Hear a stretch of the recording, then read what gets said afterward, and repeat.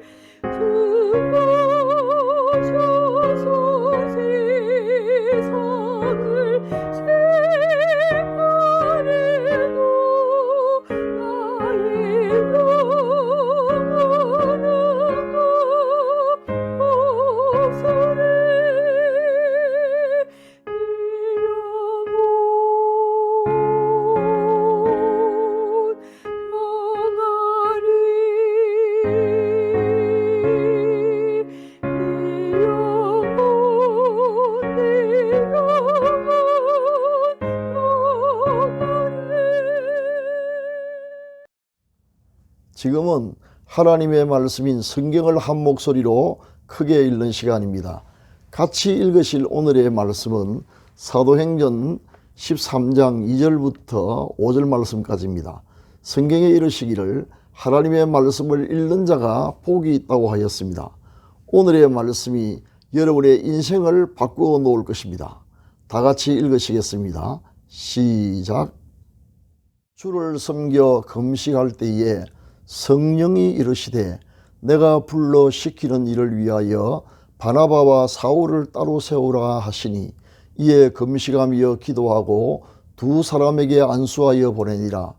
두 사람이 성령의 보내심을 받아 실루기아에 내려가 거기서 배 타고 구브로에 가서 살라미에 이르러 하나님의 말씀을 유대인의 여러 회당에서 전할새 요한을 수행원으로 두었더라.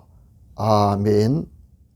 사랑하는 시청자 여러분, 오늘은 우연인가 성령님의 역사인가 동영상 시리즈 네 번째 시간으로 갈 길을 인도하시는 성령님에 대하여 함께 말씀을 상고해 보고자 합니다. 불빛도 전혀 없는 캄캄한 어두운 밤, 낯설고 깊은 산 속에서 길을 잃어버린 이방인처럼 우리는 장래에 나가야 할 길을 잘 알지 못합니다. 어디가 평지인지 또 어디가 청길낭떠러인지 분간할 수가 없고 가고 있는 방향이 옳은지도 알 수 없습니다. 자칫 한 걸음 잘못 옮겼다가 돌이킬 수 없는 큰 어려움을 당할 수도 있습니다. 성령님은 이런 우리의 갈 길을 인도하십니다. 성령님의 인도를 따라 살아가면 길이 열리고 예비된 사람과 예비된 자원을 만나게 되며 형통하게 됩니다. 성경에는 성령의 인도하심을 따라 살았던 사람들의 생생한 체험담이 많이 소개되어 있습니다. 안디옥 교회에서 일어났던 사건을 예로 들어보겠습니다. 교회 지도자들이 금식하며 기도하고 있을 때에 성령님께서 전혀 예상하지 못했던 명령을 교회에 하셨습니다. 이방나라 선교를 위하여 바나바와 사울을 선교사로 세우라는 명령이었습니다. 안디옥 교회는 성령의 명령에 즉각 순종하여 두 사람을 선교사로 파송하였습니다. 그 결과 세계 선교의 문이 열리는 놀라운 일이 일어났습니다. 그러나 이보다 앞서 초대 예루살렘 교회의 빌립 집사님 역시 성령님의 인도하심에 순종했습니다. 빌립 집사님이 천사의 지시를 받아 예루살렘에 예배하러 왔다가 귀국길에 오른 에티오피아 여왕의 재무장관이 타고 가는 수레 근처에 접근했을 때에 수레에 가까이 나아가라는 성령의 음성을 듣고 순종하여 수레에 아주 가까이에 다가갔습니다. 그리고 복음을 전한 끝에 그 장관이 회개하고 세례를 받게 되는 놀라운 일이 일어났던 것입니다. 이 모두 성령의 인도하심에 순종한 결과입니다. 바울 사도는 갈라디아 교회 성도들에게 내가 너희에게 이르노니 너희는 성령을 따라 행하라고 권면했는데 이 권면은 오늘 우리에게도 해당하는 권면입니다. 만약 우리가 육체의 본능을 따라 살지 않고 성령님의 인도하심을 따라 산다면 더러운 정욕에 빠져 온갖 죄를 저지르다가 인생을 망치는 일이 절대로 없을 것입니다. 오히려 풍성한 생명과 평안을 누리게 될 것입니다. 그리고 신기하고 놀라운 일들을 많이 만나게 될 것입니다. 우리가 성령님의 인도를 따라 살려면 어떻게 해야 할까요? 예수 그리스도를 구주로 영접해야 합니다. 예수님을 마음에 모셔드린 사람에게 성령님이 임재합니다. 누구든지 예수 그리스도의 이름으로 구원을 받았다면 자신 속에 성령님이 계심을 믿어야 합니다. 로마서 8장 9절 하반절을 인용합니다. 누구든지 그리스도의 영이 없으면 그리스도의 사람이 아니라. 아멘. 여기서 말하는 그리스도의 영은 성령님을 가리키는 말입니다. 따라서 이 말씀을 뒤집어 보면 예수님을 믿는 모든 사람의 마음속에는 성령님이 계시다는 뜻입니다. 따라서 우리가 성령님의 인도하심을 받으려면 먼저 우리 자신 속에 성령님이 계시다는 사실을 분명하게 인정을 해야 합니다. 둘째, 성령님의 인도하심을 구해야 합니다. 종전에 자기 위주로 살아왔던 익숙한 삶의 방식을 버리고 지금부터는 성령님의 인도하심을 따라 살아야 합니다. 그러기 위해서 성령님의 인도하심을 간절히 기도함으로 구해야 합니다. 무슨 일을 해야 할지, 어디로 가야 할지, 누구를 만나야 할지 등 모든 일에 성령님께서 인도하시기를 구해야 합니다. 셋째, 성령님의 인도하심에 순종해야 합니다. 성령님의 인도를 구했다면 그때부터 성령님께서 어떻게 자신의 길을 인도하고 계시는지 주의 깊게 살펴보아야 합니다. 성령님은 매우 다양한 방법으로 여러분을 인도하실 것입니다. 그래서 그러나 우리는 영적으로 둔감해서 그것을 잘 깨닫지 못할 경우가 많습니다. 그래서 저는 이렇게 기도하기를 좋아합니다. 성령님, 저는 미련합니다. 당신의 인도하심을 잘 분별하지 못하오니 제가 확실하게 알 수 있도록 분명하게 증거를 보여주시고, 만약 성령님의 뜻일 경우에는 길이 열리게 하시며 뜻이 아닌 경우에는 길이 닫히게 하옵소서. 이렇게 기도하면 여러 가지 환경의 변화를 통해 우리를 인도하시는 길을 분별할 수 있습니다. 성령의 뜻을 깨달았다면 그 뜻에 즉각 순종해야 합니다. 순종을 미루면 기회는 사라지고 성령님은 소멸됩니다. 더군다나 성령님의 인도를 무시하고 자신이 세운 계획을 강한 의지로 억지로 관찰하려고 할 때 처음에는 뭔가 되는 것처럼 보이지만 온갖 장애물이 가는 길을 가로막아서 결국 처참한 실패를 경험할 수밖에 없습니다. 그러나 성령님의 인도를 따라 살면 가는 길이 열리고 예비되어 있는 사람과 예비되어 있는 자원을 만나게 될 것이며 하나님의 뜻을 이루고 형통하게 될 것입니다. 그러나 성령의 인도하심을 따름이 결코 쉬운 일이 아닙니다. 우리가 옛생활 방식에 너무나 익숙해 있고 성령님의 인도하심을 따라 사는 새로운 삶은 이제 막 걸음마를 시작했기 때문입니다. 그렇지만 모든 인간관계가 다 그런 것처럼 성령님과의 관계도 더 자주 교제할수록 더 가까워지며 성령님의 음성을 듣는 일에도 점점 더 친숙하게 될 것입니다. 저는 자신의 급한 성격이 성령의 인도하심을 따르는 데 있어서 큰 걸림돌이 되고 있음을 자주 경험하고 있습니다. 우리는 성령님보다 앞서가지도 말 것이며 순종하기를 미루어서도 안 됩니다. 언제든지 성령님과 보조를 같이 하는 것이 매우 중요합니다. 큰 실패를 경험하고 난 후로부터 저는 작은 일에서부터 큰 일에 이르기까지 철저하게 성령님의 인도하심을 따라 살려고 했습니다. 작은 경험담을 하나 소개하겠습니다. 수년 전 먼 나라에서 선교사로 수고하던 친구 내외가 부친의 장례식에 참석하기 위해 잠시 귀국한 적이 있었습니다. 빈소가 마침 제가 사는 해운대에서 그리 멀지 않은 곳이라 어렵사리 시간을 내어 조문하고 돌아갔습니다. 그런데 기도하는 가운데 갑자기 친구 생각이 마음속에 떠오르기 시작했습니다. 이상한 일입니다. 제가 의도했던 일이 아닌데 그 친구에 대한 생각이 지워지지가 않았습니다.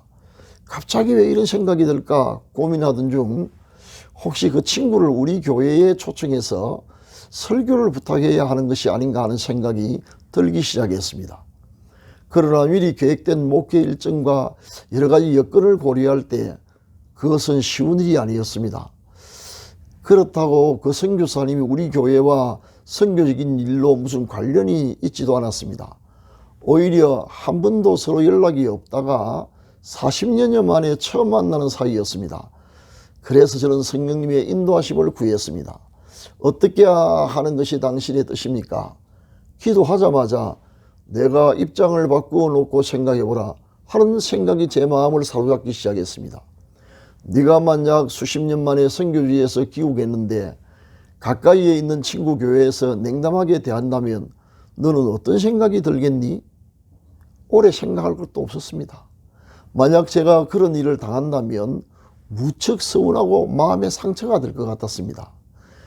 그러나 반대로 환영을 받는다면 아주 큰 위로가 될 것 같았습니다.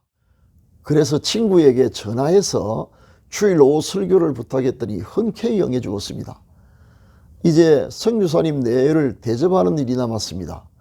저는 이것까지 성령의 인도하심을 받아오자고 생각했고 하나님께서 선한 마음을 가진 자원자를 붙여주시도록 기도했습니다. 그런데 참 이상한 일이 일어났습니다.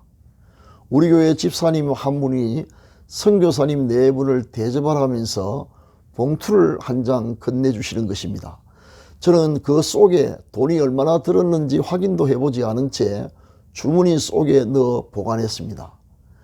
예배가 끝나고 선교사님을 모시고 예약했던 식당으로 막 출발하려고 하는데 난데없이 합석한 대학 동기 중 한 분이 제가 예약해둔 식당이 아닌 자기가 잘 아는 식당으로 가자면서 너무나 강력하게 권하는 바람에 하는 수 없이 예약을 취소하고 친구가 권하는 밀락동 횟집으로 가서 일행이 모두 배부르게 잘 먹었습니다.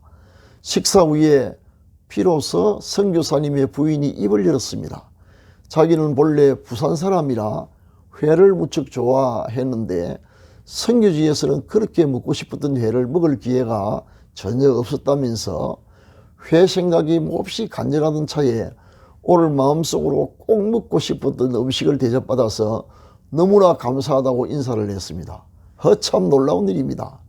제가 사전에 어떤 음식을 좋아하느냐고 물었을 때는 아무 음식이나 다 좋아한다고 대답하는 바람에 식당을 예약했던 것인데 결국 성령님께서 제대로 인도하셨음을 알게 되었습니다. 그런데 더 놀라운 일이 이어서 일어났습니다. 여러분, 어떻게 이런 일이 가능합니까? 음식값을 계산하기 위해 계산대에 가서 집사님이 주신 봉투를 열어서 금액을 확인해 보았더니 이게 어찌된 일입니까? 그날 식대에서 단 1원도 틀리지 않게 딱 맞는 돈이 봉투 속에 들어있었던 것입니다. 마치 미리 식대가 얼마나 나올지 알고 계산해서 넣었던 것처럼 말입니다. 순간 소름이 돋고 숨이 훅하고 막히는 듯한 느낌을 받았습니다. 어찌 이럴 수가? 사랑하는 시청자 여러분, 이런 일이 우연일까요? 아니면 성령님의 인도하심일까요? 저는 그때 크게 깨달았던 바가 있었습니다. 우리가 만약에 우리의 삶을 성령의 인도하심에 따라 산다면 날마다 놀라운 일이 일어날 수 있겠구나. 그리고 그날 식대를 제공했던 그 집사님도 성령님의 인도에 순종했음을 알게 되었습니다. 저는 그 영수증을 보여주면서 성령님이 이렇게 인도하셨다고 많은 사람에게 이야기를 전했습니다. 비슷한 일은 그 후로도 계속 이어졌습니다. 물론 성령님의 인도하심을 따라 산다고 해서 항상 좋은 일만 있는 것은 아닐 것입니다. 간혹 그 순종의 길에 일시적인 어려움도 있을 수 있을 것입니다. 그러나 성령님께 인도하심을 따라 살 때 마음속에 놀라운 평안이 임하고 하나님의 뜻이 우리를 통해 이루어질 것입니다. 사랑하는 시청자 여러분, 성령님은 지금도 우리 마음속에 계시며 우리의 갈 길을 인도하십니다. 부디 순간순간마다 성령님의 인도하심을 따라 사는 복된 삶을 사시기 바랍니다. 그 길이 생명과 평안의 길이 될 것입니다. 감사합니다. 지금은 합심기도의 시간입니다. 병 낫기를 원하시는 분은 믿음으로 한부에 손을 얹으시기 바랍니다. 기도를 시작하겠습니다. 사랑의 하나님 아버지, 우리에게 성령을 보내주셔서 우리의 갈 길을 인도해 주시니 참으로 감사드립니다. 작은 일에서부터 큰 일에 이르기까지 제 생각과 고집대로 행하지 말게 하시고 오직 성령님의 인도하심을 따라 행하게 하옵소서. 이 시간 우리를 불쌍히 여겨 주셔서 병든 몸을 치료하여 주옵소서. 환부에 믿음으로 손을 얹어 사오니 치료하는 광선을 비추어 주시고 하늘과 땅의 모든 권세를 가지신 우리 주 예수 그리스도의 이름과 성령의 권능으로 완전히 낫게 하여 주옵소서. 교회의 부흥을, 가정의 평화와 가족 구원의 역사를 일으켜 주옵소서. 연로하신 부모님의 믿음과 건강을 끝까지 지켜 주옵소서. 자녀들의 가는 길을 인도하셔서 우리 자녀들이 어디에 있든지 무엇을 하든지 머리가 될지언정 꼬리가 되지 않게 하시며 위에만 있게 하시고 아래에 있지 않게 하옵소서. 세속에 물들지 않고 항상 하나님을 기쁘시게 해드리는 자녀들이 되게 하옵소서. 우리 생업에 100배의 복을 주셔서 올해가 지금까지 살아왔던 날 가운데 최고의 해가 되게 하옵소서. 이 시간 특별한 소원을 품고 기도하는 시청자들의 기도가 응답되게 하옵소서. 수고하시는 선교사님들과 요양병원에 입원 중인 가족들과 국군 장병들과 북한 동포를 지켜주시며 이러할 모든 것 부족함이 없이 넉넉하게 내려주옵소서. 오늘도 주님과 동행하는 하루가 되게 하옵소서. 우리 구주 예수 그리스도의 이름으로 기도합니다. 아멘. 지금은 개인 기도의 시간입니다. 세 가지 기도 제목을 드리겠습니다. 첫째, 오늘의 말씀을 기억하면서 매사에 성령님의 인도하심을 따라 살도록. 둘째, 병으로 고생하는 믿음의 가족들을 고쳐주시도록. 셋째, 한 사람 이상에게 예수 그리스도의 이름으로 도움을 베풀도록 기도하시기 바랍니다. 감사합니다.